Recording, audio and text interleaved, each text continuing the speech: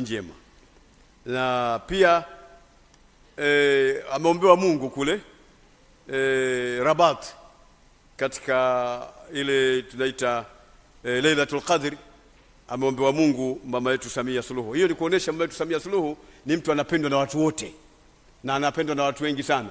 Na Mwenyezi Mungu Subhanahu wa Ta'ala akitaka mtu fulani yeye Mungu anampenda, huwaamrisha watu wampende. Na ndio maana watu wanampenda kwa sababu wameamrishwa na Mungu. Kwa hiyo mama yetu Samia Suluhu tumuombe sana dua. Mwenyezi Mungu amhifadhi na kila balaa, amuondoshie makero, lakini ampe taufiki ya uongozi wake yeye na wasaidizi wake. Baada ya kusema hayo, ninakuomba mama yangu Dr. Mama Samia Suluhu, Rais wa Jamhuri ya Muungano wa Tanzania, uje uzungumze na hadhara hii na Waislamu na Watanzania kwa ujumla. Wallahu waliyu tawfiq. Sallallahu ala Muhammad.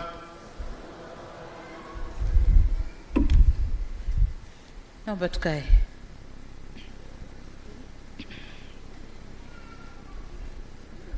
Dr. Abubakar Zubeir bin Ali wa Mbwana, Mufti na Shekhe Mkuu wa Tanzania, Sheikh Nuh Jabir Mruma, Katibu Mkuu BAKWATA, wajumbe wa Baraza la Maulama mliopo, mashekhe wetu wakubwa mliopo, viongozi wa vyama vya siasa, namuona hapa wenye viti wenzangu wa vyama, Bwana Ibrahim Lipumba na ndugu yangu Freeman Mbowe, lakini pia mwenyekiti wa Chama cha Mapinduzi mkoa ndugu yetu Abasi Mtemvu, waheshimiwa wabunge wa mkoa huu mliopo nasi, mwakilishi wa mkuu wa mkoa ambaye pia ni DC mkuu wa wilaya ya Ilala, mtoto wetu Pogolo Edward, waheshimiwa wakuu wa wilaya wengine mliopo, Sheikh Walid Alhado Omar Kawambwa, kaimu Sheikh wa mkoa wa Dar es Salaam, Mama Shamim Khan, mwenyekiti wa Jumuiya ya Wanawake wa Kiislamu JUAKITA, pamoja na Mama Mariam Mtambo, mwenyekiti wa mkoa na wasaidizi wenu wote wa mkoa, wakuu wa vyombo vya ulinzi na usalama. Nimewaangalia sana lakini nimeona wako kwenye mavazi tofauti, kwa hiyo wako nasi. Viongozi wengine wa serikali na wa taasisi mbalimbali, mashirika ya kiserikali, viongozi na waumini wa dini na madhehebu mbalimbali, wanahabari, wageni waalikwa, nimewaruka viongozi wa dini mbalimbali, natambua uwepo wenu. Padre Kitima, natambua uwepo wenu. Mabibi na mabwana, asalamu alaikum na Eid Mubarak. Waheshimiwa, nami niongeze sauti yangu kuungana na viongozi walionitangulia kusema kumshukuru Mwenyezi Mungu mtukufu kwa kutujalia mfungo mwema wa Ramadhani, ambapo hitimisho lake ni sherehe hizi za Eid al-Fitri tunazoziadhimisha nchi nzima, sherehe ambazo zinaambatana na mkusanyiko wetu huu wa Baraza la Eid. Na ushukuru uongozi wa BAKWATA chini ya uongozi wa mufti wetu Dr. Sheikh Abubakar Zubeir bin Ali na timu yake kwa maandalizi mazuri ya shughuli hii. Lakini vile vile nataka niwashukuru BAKWATA kwa kunialika mimi kuwa mgeni rasmi. Ndugu zangu, wakati wengine wanazungumza, viongozi wa dini walikaribisha wenzao viongozi wa dini waweze kutoa salamu. Nami hapa na viongozi wenzangu wenye viti wa vyama, naombeni dakika chache na wenyewe waje watoe salamu. Sasa tutaanza na Freeman na Ikaeli Mbowe, alafu mzee Lipumba utafuatia. Karibuni sana.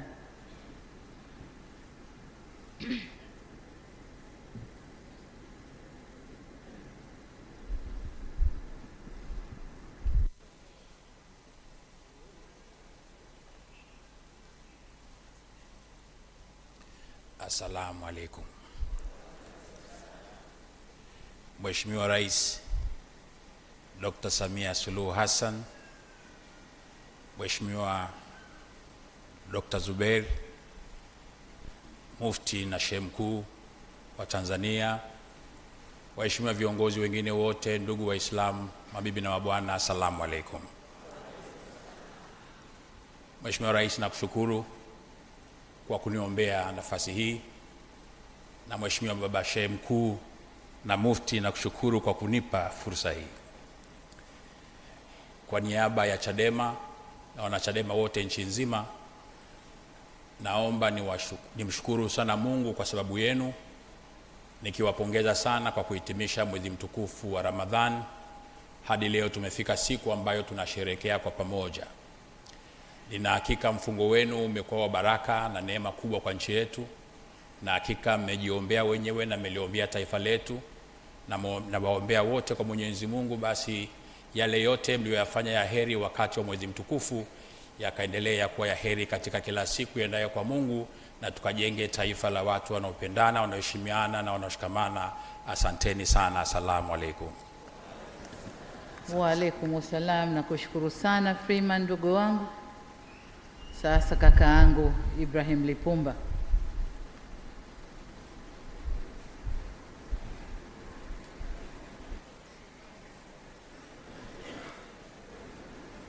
Freeman, ukiwa kwenye mavazi hayo unapendeza.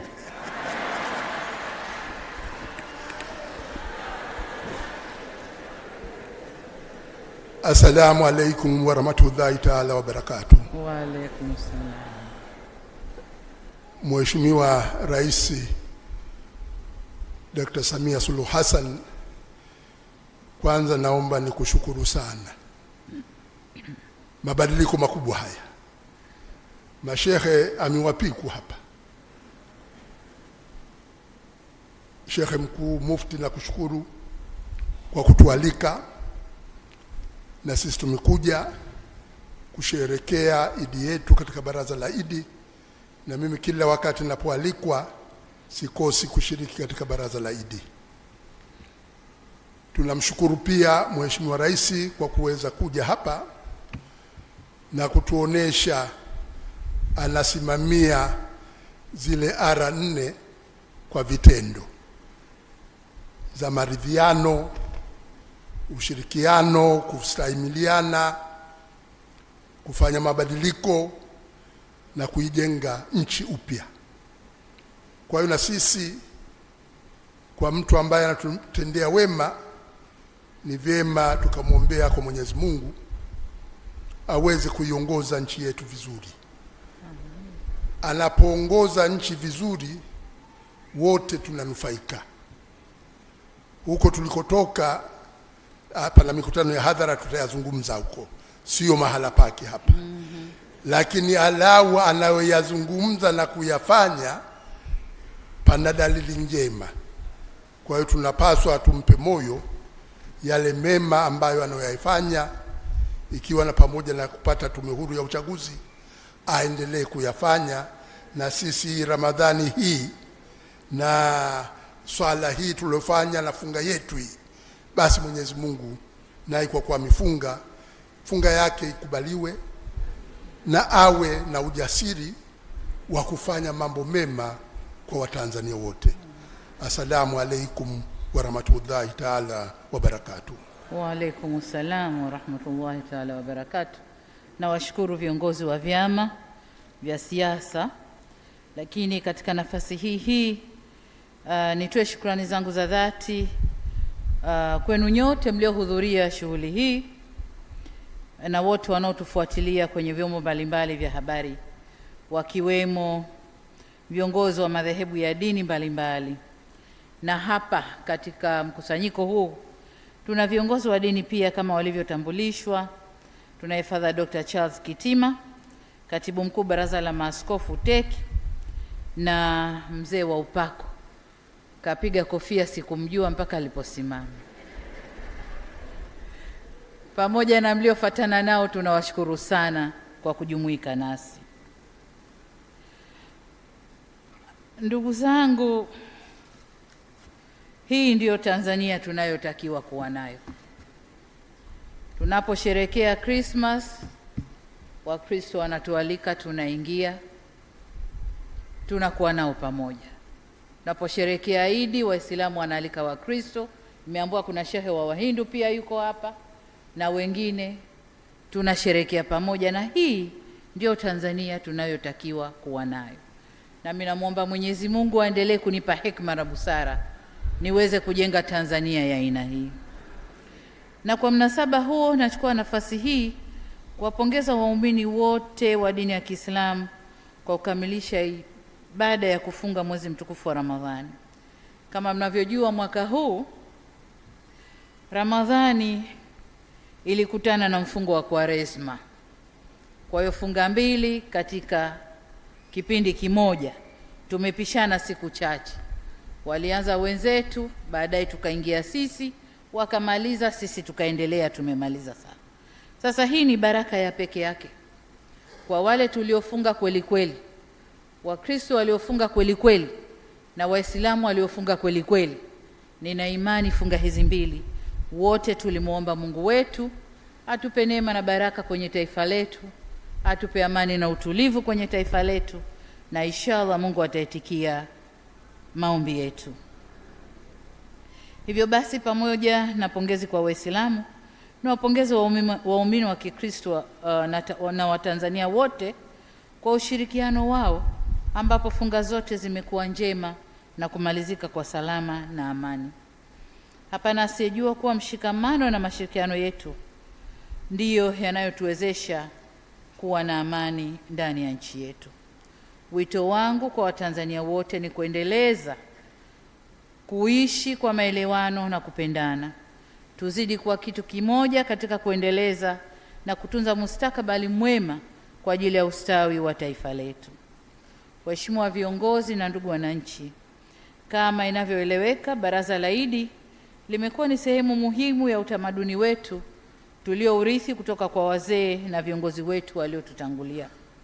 Ni mkusanyiko mkubwa unaotuwezesha kutathmini na kukumbushana juu ya umuhimu wa ibada zetu na masuala ya dini na masuala ya dunia kwa ujumla, ili kujipanga vyema katika maisha yetu ya kila siku. Hapana shaka dini zetu zina umuhimu mkubwa, ambazo kimsingi zote zinatufundisha kumwabudu Mungu aliyetuumba na kufanya mema aliyotuamrisha ili tuweze kuwa na maisha ya furaha. Na kweli tukifata mienendo hiyo kama dini zetu zinavyosema, tunakwenda kuishi kwa furaha. Lakini niseme kwamba mafundisho hayo tuliyoyapata katika funga zetu na miezi yetu mitukufu ni kutokana na ukweli kwamba binadamu anayo mapungufu mengi yanayosukumwa na tamaa au matamanio ya kibinafsi yanayoweza kumpeleka hata kwenye upotofu na kutojali maslahi na haki za wengine, na kuvuruga dhana nzima ya kuwa na taratibu za kuishi kwa amani na uadilifu, au kuvuruga dhana ya utawala bora. Kwa wale ambao tuko kwenye taasisi za kutoa huduma, unapokuwa na tabia kama hizi na kutokufuata maelekezo ya dini zetu, tunakwenda kuondoa dhana ya utawala bora. Sasa niseme ni kwa msingi huo ndio maana katiba yetu imempa kila mmoja uhuru wa kufuata imani yake, lakini kwa kuheshimiana na kushirikiana katika raha na shida, na kamwe tusivurugwe na tofauti zetu za kiimani. Kama Watanzania lazima tuishi pamoja, tusaidiane, tushirikiane, kila mtu akifuata mkondo wake wa imani. Tunayemwabudu ni Mungu huyo huyo, tunapishana na njia za ibada. Kwa hiyo kila mtu akishika njia yake, inshallah Mungu atatujalia tuishi kwa furaha. Kwa muktadha huo, wanadamu tumeamrishwa kufunga, ambapo saumu imekuwa na faida zake nyingi. Mbali na kuwa kufunga kunarekebisha hali ya afya ya mwanadamu kwa kupunguza uzito, nadhani wengi wetu hapa kama tulijipima kabla ya saumu na sasa hivi kidogo kilo zimepungua. Lakini sasa kilo zimepungua ukifuata ule mwenendo tulivyoamrishwa tule. Lakini kama ulibadilisha ratiba ukaacha kula mchana ukala usiku, basi kilo ziko pale pale. Lakini ni imani yetu kwamba wengi tumefuata maamrisho na funga hizi zimerekebisha afya zetu. Lakini funga pia inafundisha ustahamilivu na kuweza kukaa bila ya kula, kunywa na hata kukata matamanio mengine. Hii inatusaidia kuwa na tanabah na wasaa wa kujua shida anayoipata maskini yule ambaye kwa kawaida anakosa mlo wake wa kila siku, na hata wale wanaoishi bila kuwa na maji safi ya kunywa.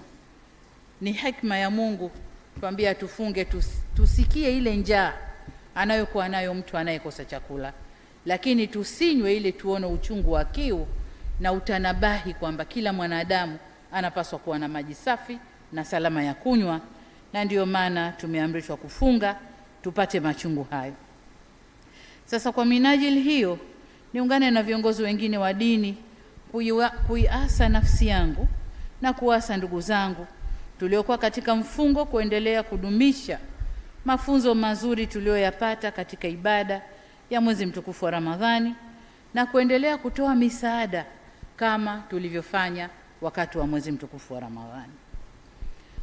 Mfungo ule pia umetufunza kuwa na subira. Tulijizuia kuropokwa, tulijizuia kuwa na hasira, na tukajijenga na mioyo ya kuvumiliana. Tuliepuka kuzozana, na tunapoepuka kuzozana inaleta kustahamiliana na baadaye kuridhiana, na mnaporidhiana amani inatamalaki. Haya yote yanatupa fursa ya kujitathmini na kubadilika na kuwa waja wema.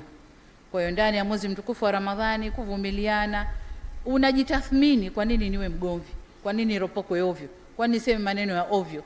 Kwa hiyo ukiendeleza yale mafunzo uliyoyapata, unakuwa mja mwema, amani inatamalaki. Sasa niseme ni kufuata falsafa hii. Sisi viongozi wa kisiasa mnaotuona hapa ndio tulioitumia kuleta amani, utulivu na furaha tulionayo leo Tanzania. Haikuwa rahisi mwaka jana, mwaka juzi kumuona Freeman Mbowe yuko hapa. Haikuwa rahisi.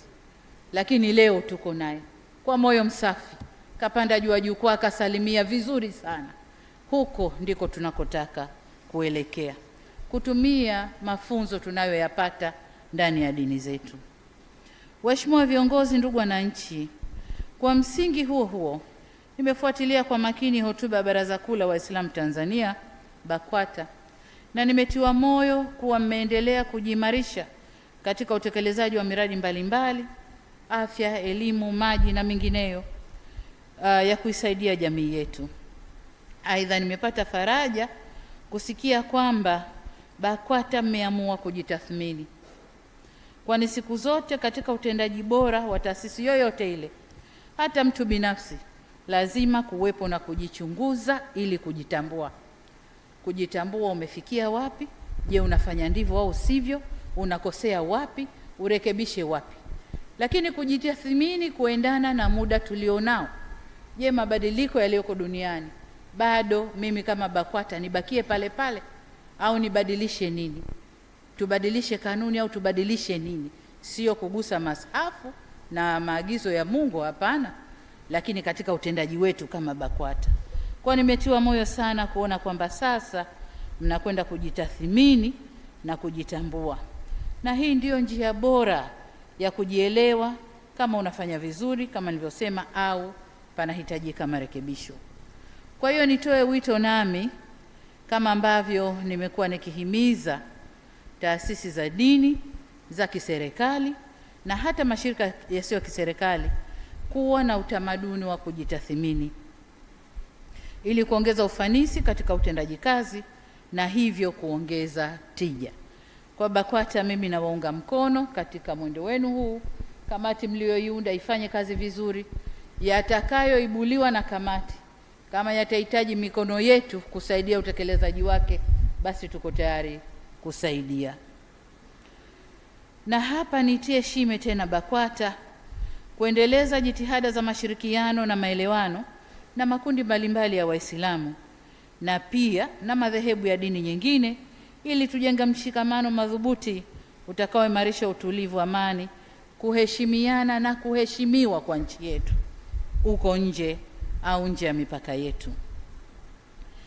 Katika risala ya BAKWATA pia yametolewa maombi ya serikali kurasimisha somo la dini mashuleni na vile vile kuniomba kuingilia kati suala la changamoto zilizopo katika masuala ya umiliki wa mali na ardhi zinazomilikiwa na BAKWATA. Hasa kuhusu kurasimisha somo la dini mashuleni, ingawa naelewa na nahimiza sana mafunzo ya dini hasa katika kusimamia na kutunza maadili na utamaduni wetu, ieleweke vile vile kuwa hili ni swala linalohusu katiba pia, na tukijikumbusha kwa ibara ya 19 kifungu kidogo cha pili kinasema ndani ya katiba yetu ya Jamhuri ya Muungano wa Tanzania, kinasema kazi ya kutangaza dini, kufanya ibada na kueneza dini itakuwa ni huru na jambo la hiari la mtu binafsi, na shughuli za uendeshaji wa jumuiya za dini zitakuwa nje ya shughuli za mamlaka ya nchi. Hivi ndivyo katiba yetu inavyosema. Lakini natambua kulikuwa na mjadala mzito katika kupata maoni ya wadau kwenye suala la mabadiliko ya mitaala ya elimu hapa nchini kwetu. Swala hili lilijitokeza. Nasi katika serikali katika kujadiliana tunakwendaje na mitaala, swala hili nasi tumelizungumza vya kutosha ndani ya serikali. Sasa wakati maoni hayo yakiendelea kupewa tafakuri, ni wasihi kuendelea kuwapatia mafunzo ya dini watoto wetu katika jamii kupitia madrasa zetu, shule na vyuo vyetu visivyo vya kiserikali ambavyo tayari vimeruhusiwa kufanya kazi hiyo, na haya yatakapopatiwa ufumbuzi tutakwenda kuongezea pale tulipoishia. Sasa nikiwa katika mada hii, na mimi niongeze sauti yangu katika kuhimiza utunzaji wa maadili yetu. Kama tunavyoshuhudia hivi sasa, ulimwengu umekumbwa na wimbi la tamaduni za nchi nyingine kusambazwa katika maeneo mengine ya dunia. Wazee wetu walituambia muacha asili ni jahili, na Mufti amesema jahili maana yake nini? Jitu jinga lisilojitambua.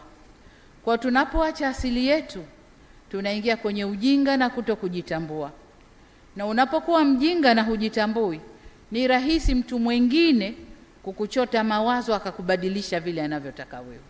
Sasa tukiacha watoto wetu, sisi wazazi tukiacha asili yetu na kuwafanya watoto wetu wasikue kuendana na asili zetu, tunatengeneza majahili ambao watakwenda kubadilishwa akili, wachotwe na waelekee kwenye huo mwelekeo mwingine. Kwa hiyo niwaombe sana wazazi wenzangu, tukamate wajibu wetu tuliopewa na Mungu wa kukuza vyema watoto wetu kwa maadili mazuri. Tunaambiwa tutakwenda kuulizwa ulikuzaje mtoto wako. Lakini wazazi wetu hawa walisema mkataa kwao ni mtumwa. Sasa tunapoachia watoto wetu kuzama kwenye tamaduni za watu wengine na kukataza kwao, wanakwenda kuwa watumwa wa tamaduni nyingine, wanakwenda kutumiwa ndivyo sivyo huko wanakojielekeza.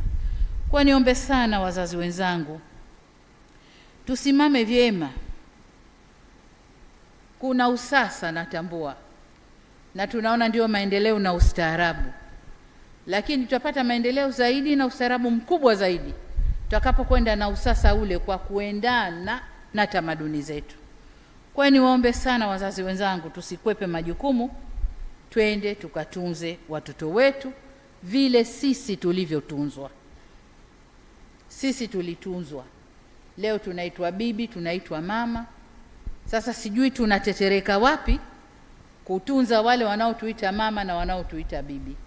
Twendeni kila mtu awajibike kwa upande wake, tuokoe umati huu wa Kitanzania tulio nao, usiharibiwe na usipotoshwe.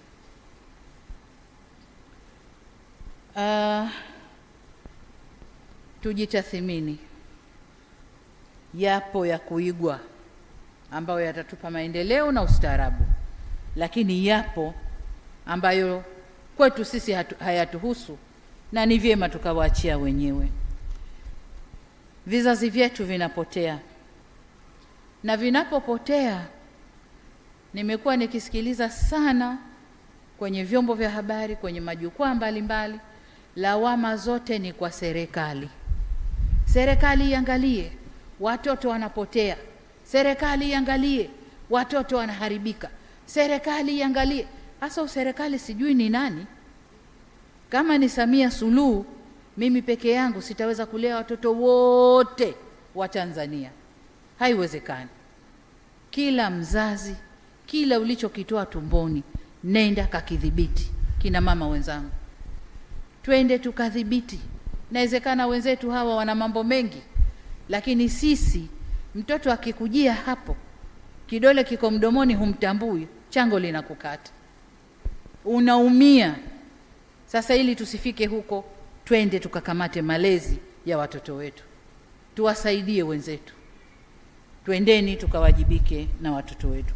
Amesema Sheikh Mruma nadhani hapa kwamba taasisi ya kwanza ya kuchunga maadili ni familia.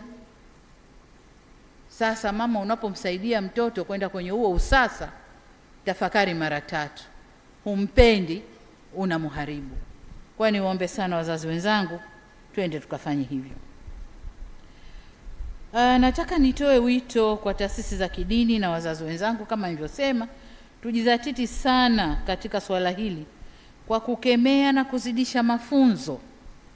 Tubuni mbinu kukabiliana na mmomonyoko wa maadili kwa usasa tulionao, ili tuweze kutoa mafunzo kwa watoto wetu. Ukilisema hili utaambiwa watoto hawana muda, hasa walimu wa madrasa. Watoto hawana muda. Akitoka shule kapangiwa hili, akitoka hili kapangiwa hili, hatuna muda wa mtoto kumtunza. Tunaweza. Twende tubuni mbinu kwa usasa huu tulionao, tunaweza. Mimi nataka nitoe mfano. Niliona klipu ya askari mmoja wa polisi anawaimbisha watoto, na nadhani mara ya pili nilimuona waziri wa maendeleo ya jamii naye kalirudia. Baada ya hapo sijalisikia tena kusemwa, wala sijawasikia watoto wanaimba popote. Limsikia askari wa polisi anawaimbisha watoto, don't touch, usiguse. Anawaambia akikugusa hapa don't touch, akikugusa hapa don't touch, akikugusa hapa don't touch, usiguse hapa. Watoto wanaimba. Sasa hiyo ndio mbinu ya kisasa. Pale pale shule walipo, pale pale unapowapata, waimbishe hiyo don't touch, asiguse. Mtoto atakuwa nayo kwamba maeneo haya nisiguswe.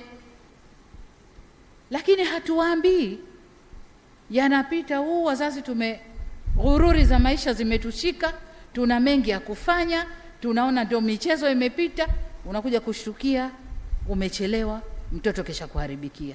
Niwaombe sana. Lakini jengine niseme, ndugu zangu, wazazi wenzangu, tukiharibikiwa na watoto wa kike, dunia ikisha kumpiga kisawasawa, anakaa kitako, anatulia, anakuwa mwanamke yule yule, na pengine apate mume amuoe akatulie, azae watoto na awe mke mwema. Ukiharibikiwa na mtoto wa kiume, kuna kazi kumrudisha, si rahisi. Kwa niombe sana wazazi wenzangu, kina mama tunaozaa na kina baba nao tusaidia kuzaa, twendeni tukawajibike kulinda watoto wetu. Hii ndio hazina yetu, hii ndio rasilimali yetu. Twendeni tukawajibike kulinda. Sasa tunapokaa tu kwenye majukwaa, mmomonyoko wa maadili, akija na yule mmomonyoko wa maadili na yule mmomonyoko wa maadili, hakuna anochukua hatua, hatutafika. Tutafikia kule kule kwenye taifa ambalo tunaliimba. Tukifika siku za usoni, taifa litakuwa, tutafika tusipochukua hatua. Niwaombe sana, twendeni tukachukue hatua. La pili liomba kwenye risala ni kuingilia kati masuala ya milki za mali na ardhi za BAKWATA. Nilipokabidhiwa kiti hiki cha kuendesha nchi hii, mtu wa kwanza kuja kuniona alikuwa mufti nyumbani. Kaja kaniombea dua kubwa sana, lakini akaja na faili linafika hivi la machangamoto ya umiliki wa mali na ardhi za BAKWATA. Nikachukua muda nikalipitia, nikafuatilia niliyoyakuta humo ndani. nasema Mungu wangu, basi hayasemeki. Sasa kwa sababu ni kiongozi wa nchi na jina langu ni Suluhu, lazima nitafute suluhu za changamoto zinazotukabili, na libeba tutakwenda nalo. Lakini ni gumu kidogo, kwa sababu ukiletewa tatizo ambalo limetengenezwa na wale waliokuletea, utatuzi wake unakuwa mgumu kidogo, lakini tutakwenda nalo.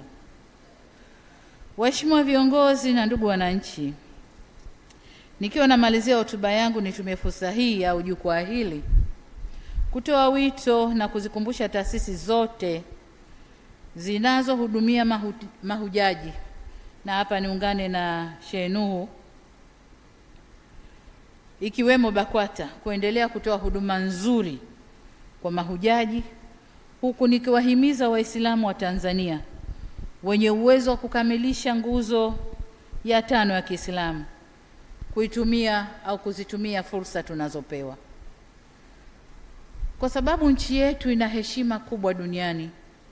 Huwa tunapewa, wanapotoa mgao wa nafasi, huwa tunapewa nafasi nyingi kidogo, lakini la kushangaza, hata nusu ya nafasi tunazopewa hatufiki. Ukiuliza utaambiwa watu hawana uwezo. Lakini watu wa zamani wamesema kwenye nia kuna nini? Kuna njia. Si wote wanaokwenda hija wana uwezo, si matajiri, lakini wana nia ya kufanya hivyo, na wanapata njia ya kupita ili kwenda kufanya hiyo ibada. Kwa hiyo niwaombe ndugu zangu, tutumie hii fursa vizuri ili tena kulinda heshima ya nchi yetu, sababu tunapokwenda kwa namba kubwa, ile fungu tunalopewa tunalizuia. Lakini wakiona kila mwaka tunadidimia, wanasema hawa wamechoka. Kwa hiyo zinachukuliwa, wanapewa nchi ambazo wanataka nafasi nyingi zaidi. Kwa hiyo niwaombe sana ndugu zangu, twendeni kukamilisha fungu hilo la 5 la nguzo yetu ya Kiislamu. Mwisho, pamoja na kuwapongeza wote waliokamilisha kufunga katika mwezi mtukufu wa Ramadhani, niwatakia Watanzania wote maadhimisho mema ya sherehe za Eid al-Fitri. Tumuombe Mwenyezi Mungu atujalie sherehe njema, pamoja na sisi wenyewe kuwa waangalifu sana, ili tusisababishe kero na ajali tukaleta huzuni badala ya furaha. Kwa hiyo wenye watoto wanaotoka kwenda sikukuuni, tuwadhibiti vizuri. Madereva wetu, vijana wetu, wale wanaopiga vitu vyao alafu wakaingia barabarani, hebu warudi kwa Mungu wao. Imetosha. Yaani kama rais natoa salamu za rambirambi mpaka nachoka. Leo natoa salamu za rambirambi, kesho IGP anakutilia message nyingine. Wilaya gani sijui gapi mabasi mawili yamegongana. Wilaya gani sijui ngapi Kitonga mabasi yametumbukia. Sijui kila siku inachosha. Niotoe wito kwa madereva wetu kufuata maadili ya udereva, lakini pia sheria za barabarani. Baada ya kusema hayo, sema asanteni sana kwa kunisikiliza. Nashukuru sana kwa mwaliko huu. Kul wa antum bil khair. Asanteni sana.